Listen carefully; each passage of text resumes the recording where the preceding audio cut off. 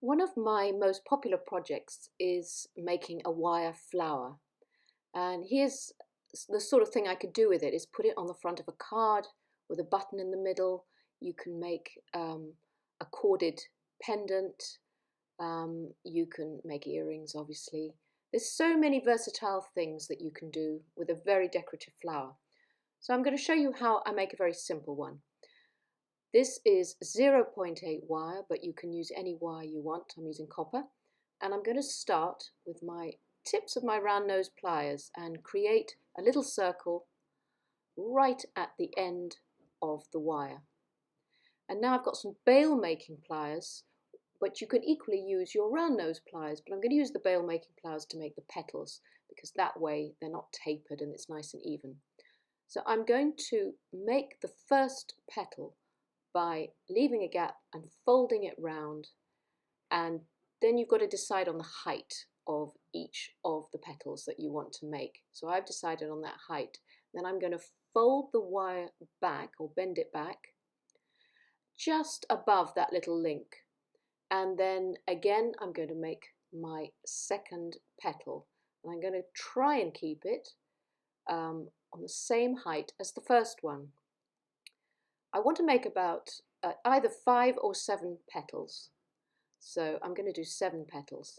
So again, fold it up, just very narrow at the end, and then the big rounded end of the petal, I'm using my bail makers to make that sort of rounded petal end. Equally, you could use a pen or a pencil, anything, a sort of rounded mandrel really, to create that shape. So again, work on the fact that you want them roughly to be the same height each time. I mean, it doesn't matter if it's not exact, it's just, do it slowly. So I'm just counting, I want 2 more. So again, just very slowly make each petal in turn and just pull the wire up as you make it so it's nice and straight, so you haven't got sort of to straighten it out later. So once you've come onto the last petal on the frame, you want to cut it off the rest of the spool with just a bit longer than the last petal end. So you've got just enough to form a link. So that's how you will make each frame, because you can stack these up to make a full flower. Now I'm just going to turn that first little link to a right angle to the rest of the frame, and that will make it easier for me to post the cut end through there. And now I just slowly bring and fan out all those petals until that little cut end sits well into the hole of that first loop, so that it makes a complete framework. And now with the cut end, you just want to bring it over that loop to secure it. So there's 2 links intertwined. And there you have the framework for the flower base. And what we're going to do is stack a few of these, one on top of the other, at varying sizes, so that you get this sort of full effect. But first I want to just hammer the very, very ends of those petals.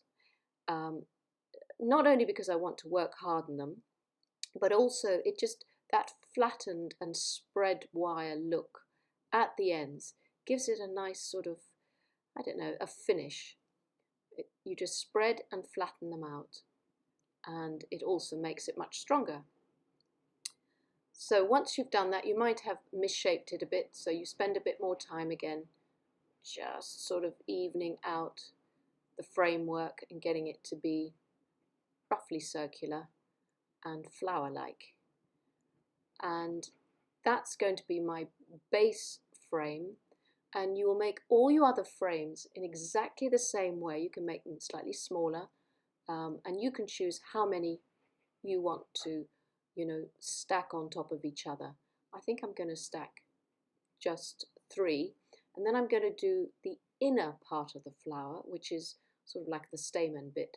And this is just a little circle Again, always start off with a little circle, and I'm just going to go up and down, sort of like a zigzag, using my round nose pliers. And again, because there's 7 petals, I'm going to do again 7 little zigzags. So just straight up and down. This time they're not sort of petal shapes, so I'm just going to use the tips of the round nose pliers just to zigzag up and down. And this just gives it a nice finish at the center of the flower. So again, you can do this in a different colored wire, and just do 7. So I'm just counting the 7th one of them. And once you've done that, cut it off just under the last zigzag, and you'll do the same thing, get it all stacked up as you want it. And this inner piece is going to, again, like you made the petal frames, you just tease them all out and bring them around into a circle, post that cut end into that last little link, and then use your pliers to bring it around that little link and secure it so that it's all one circular frame. So now we've got a nice few of these frames, and we're going to stack them all together and cut a length of 0.4 millimeter wire, 26 gauge, and keep them all together, and just use this thin wire to bind everything at the center. So just do it nice and tight. Doesn't have to be neat because it's all going to be covered over later. You just want to make sure that everything is all bound together. So go in between the petals, which attaches all those frameworks together, and just go backwards and forwards with the ends until the whole, all these frames are completely joined. And when you feel it's nice and sturdy, bring those 2 wires to the back, those binding wires to the back, and just twist them together to secure. And that just, I mean, if you wanted to, you could leave that sticking out so you could attach it to the card that way, but I don't need it for the necklace I'm going to make. So just twist it together, and then what I normally do is just create a spiral out of that twisted wire, because I prefer to have, I don't want spiky ends when it's a piece of jewellery. So I'll just curl that up and push that into the back of the piece, and that means there's never going to be any spiky ends. And now I'm just going to tweak and tighten any messy binding wires at the back, and the same thing for the front if there's any loose wires, and just place it back on your block and hammer the center so that it's all compacted. All those wires feel nice and flat and compacted at the center. And now we want to attach something to the middle. Now I've got a nice sort of pom-pom, wire pom-pom bead that I created that I want to put in there.